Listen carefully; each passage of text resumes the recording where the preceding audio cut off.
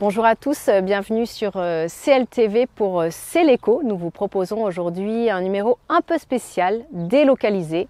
Nous partons à la rencontre de l'atelier Charentaise que fonde Olivier Rondineau en 2020. Aujourd'hui, l'entreprise compte une vingtaine de salariés et produit quelques 140 000 paires de chaussons chaque année. Allez, venez avec moi, on va voir le boss.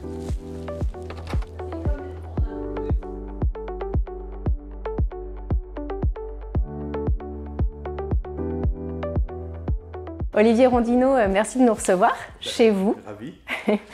Alors, vous créez en 2020 l'atelier Charentaise avec Michel Violo, votre associé, suite à la liquidation de la manufacture charentaise. Pourquoi faire ce choix, on va dire, courageux à l'époque? Alors, je ne sais pas si le choix est courageux, mais quand la manufacture charentaise a disparu, on s'est quand même questionné, à savoir avec Michel, quelles sont tes envies et qu'est-ce que tu sais faire? Pour moi, c'était pareil. La question, comme je suis tombé dans le chaudron de la pantoufle étant tout petit, il paraissait évident d'essayer de continuer justement sur un métier que je connaissais. Et pour Michel, c'était exactement le même cursus. Donc, ça coulait de source. Il fallait absolument arriver à faire en sorte que le produit puisse continuer à vivre. Alors, rappelez-nous un petit peu ce que représente à l'époque la manufacture charentaise. Je crois que la société rassemble quelques-unes des dernières entreprises qui fabriquent des charentaises dans le département. La manufacture charentaise a été créée justement en regroupant 4 sociétés. À l'époque, Lobuge, Ferrand, Rondineau et De Gorse.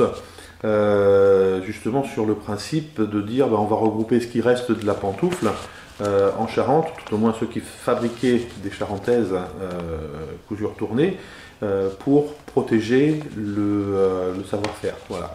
Bon, malheureusement, ça n'a pas fonctionné comme ce qui aurait dû être, et puis tout a pris fin au mois de novembre 2019. Et c'est là que naît donc l'atelier Charentaise. Et c'est là que naît l'atelier Charentaise. Au 15 mai 2020, ouverture de la société, on aurait dû ouvrir un peu plus tôt, mais malheureusement, le Covid nous en a empêchés. Donc on a ouvert la société, on a produit les premières paires de charentaises le jour du déconfinement qui a marqué date. Alors justement, vous le disiez, vous êtes tombé dans le chaudron ou tombé dans la charentaise, je ne sais pas. Mais en tout cas, c'est votre arrière-grand-père Théophile qui est d'abord un petit peu dans ce milieu du chausson, c'est ça? Mon arrière-grand-père Théophile Rondineau était au départ un marchand ambulant, forain, qui s'est sédentarisé à La Rochefoucauld en 1907 en rachetant une boutique. Et comme à l'époque, il n'y avait pas de grosses entreprises de fabrication comme on les connaît aujourd'hui ou qu'on les a connues dans les années 80, les productions qui étaient vendues dans ce magasin étaient faites dans la cordonnerie à l'arrière de la boutique. Donc en rachetant le magasin, effectivement, il s'est retrouvé fabricant de charentaises et de brodequins en même temps. C'était tout un symbole pour vous de continuer et, comme vous le dites, de ne pas casser le fil de l'histoire familiale. C'est effectivement un symbole, c'est une reconnaissance du travail qui a été mis en place par mes arrière-grands-parents, par mes grands-parents, tout simplement parce que ils ont fait évoluer ce produit dans le temps. Mon grand-père, Jam Rondineau, lui, l'a exporté dans le monde entier et en a fait un symbole beaucoup plus puissant qu'on ne pourrait le croire. Alors très, très rapidement, en chiffres, aujourd'hui l'atelier Charentaise c'est une vingtaine de salariés, c'est ça? Aujourd'hui nous sommes 20 à travailler dans l'atelier Charentaise, nous fabriquons entre 140 et 150 000 paires, donc ce qui fait une petite moyenne de 750 paires par jour. Ok, très bien, on va aller découvrir comment on fait une charentaise. Avec plaisir. On reçoit toutes nos matières premières qui arrivent par ici, qui sont stockées après dans les racks. Et avec ça, on va pouvoir attaquer justement la production de la charentaise. On a besoin de 2 éléments principaux pour la fabrication justement de ce produit. Ça va être le tissu qui va nous permettre de faire le dessus de la charentaise et la semelle qui est en feutre tissé trame. Donc vraiment le feutre originel qui nous arrive aussi de France, qui nous arrive de Mazamet. Donc là vous avez le feutre qui sert à faire justement les semelles. Et là vous avez par exemple un tissu qui va nous servir à faire les dessus. Alors on est ici dans l'atelier, quelles sont les étapes de fabrication de la charentaise? Alors les étapes de fabrication, elles sont simples. On a vu les matières premières qui arrivaient. Maintenant, on va justement attaquer la toute première étape qui va être la découpe des différentes pièces qui vont composer la charentaise. Donc voilà, les pièces qui composent la charentaise. Nous avons cette partie-là que l'on appelle le dessus. Nous avons la semelle, bien évidemment, et ce petit morceau de laine qui s'appelle la douillette et qui va venir compléter le produit. Donc c'est sur cette partie-là de laine que vous allez venir poser votre pied à partir du moment où le produit sera terminé. Alors, il paraît qu'il faut être pieds nus dans les charentaises, c'est une légende ou Non, on peut les porter avec des chaussettes sans problème. Donc voilà, on travaille avec des emporte-pièces. Ce sont des couteaux métalliques qui vont nous permettre de découper chacune des pièces de la charentaise. Il faut savoir qu'un emporte-pièce correspond à une pointure et uniquement à une pointure. Vous pouvez voir la découpe des semelles qui se fait donc avec une presse hydraulique. On va dérouler le tissu sur la presse, on positionne l'emporte-pièce et on va positionner ensuite la presse sur cet emporte-pièce qui va venir justement découper la semelle. Le feutre, qu'est-ce que c'est exactement? Le feutre, c'est de la laine. Là, on utilise un feutre très particulier. Aujourd'hui, il n'y a plus qu'une seule société qui est capable de réaliser cette typologie de feutre-là, qui se trouve dans le Tarn. Donc on a de la chance, le feutre reste français. C'est le feutre d'origine qui était utilisé dans la région d'Angoulême, à l'époque où on fabriquait beaucoup de papier. Et on pressait les feuilles de papier entre deux plaques de feutre qui permettaient justement d'assécher ces feuilles à papier. Ce feutre est spécifique parce qu'en réalité, c'est un feutre qui est tissé. C'est ce qu'on appelle du tissé trame. Et donc, si vous voulez vraiment une vraie charentaise, il faut que ça soit utilisé en tissé trame. C'est vraiment essentiel puisque la charentaise, à l'origine, est un produit de récupération et de recyclage. Et ce feutre très particulier n'est produit que sur un seul site en France. Et ce produit très particulier n'est plus produit que sur un seul site puisque il y a maintenant 30 ou 40 ans, il y avait encore plusieurs fabricants, mais ces fabricants ont malheureusement déposé les armes avec les problèmes économiques que l'on a connus en France sur le textile. Donc il n'y a plus qu'un seul résistant qui est dans le Tarn. C'est une vieille société puisque pour eux c'est 6 générations, voilà, et on travaille ensemble depuis à peu près 80 ans. Donc la première étape de production de la charentaise, ça va être le jointage. Nous allons donc joindre l'arrière de la charentaise et piquer tout au long pour justement fermer ce que l'on appelle la tige, et la tige étant le dessus de la charentaise. Donc une fois que l'on a piqué, voilà, on est en train de passer du 2D, c'est-à-dire le produit qui est à plat, à un produit qui commence à prendre la forme d'une charentaise. Une fois que cette étape est réalisée, on va aller poser un deuxième élément sur la charentaise qui va s'appeler la baguette.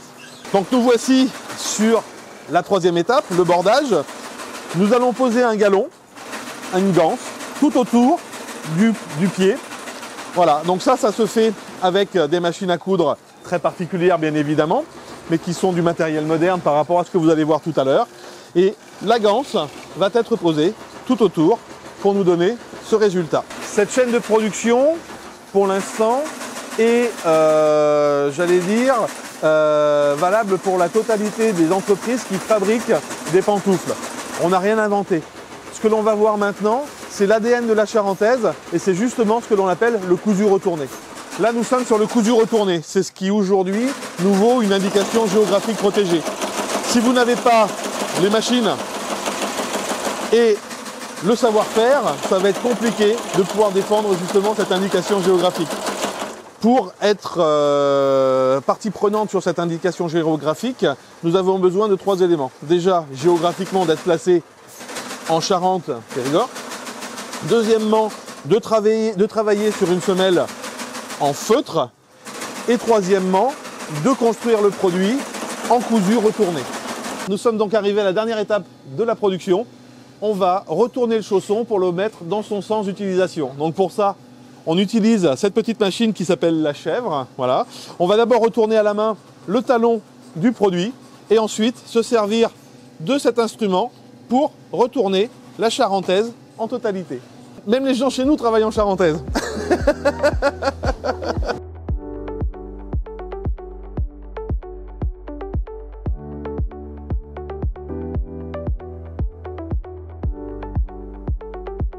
Alors là, on est devant quelques derniers modèles.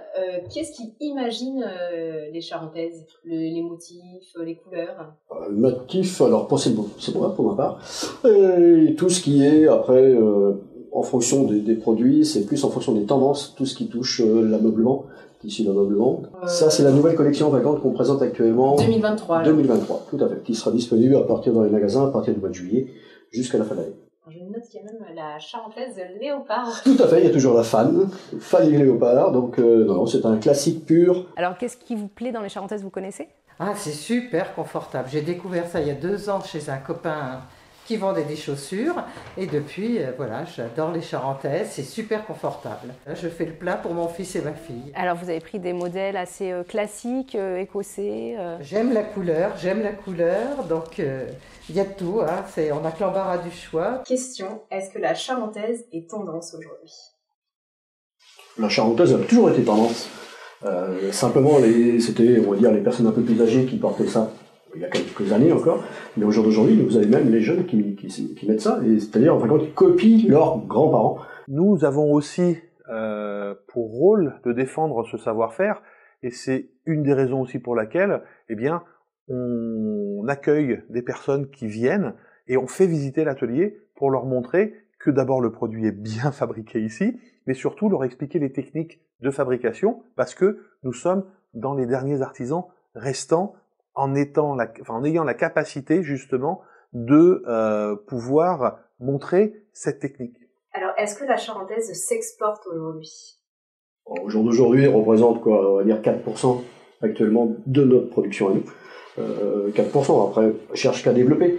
Mais pour l'instant, c'était déjà être maître chez soi, c'est-à-dire sur la France, et après, bien sûr, s'occuper de l'étranger. Michel Violo, Olivier Rondineau, merci de nous avoir reçus à l'atelier Charentaise. Qu'est-ce qu'on vous souhaite aujourd'hui? Bon, tout fait bien. Oui, persévérer justement et pouvoir continuer à défendre ce patrimoine et continuer à fabriquer des paires de charentaises en Charente, tout simplement. Merci encore. Merci de nous avoir suivis. Je vous donne rendez-vous la semaine prochaine pour un nouveau C'est l'écho. À bientôt.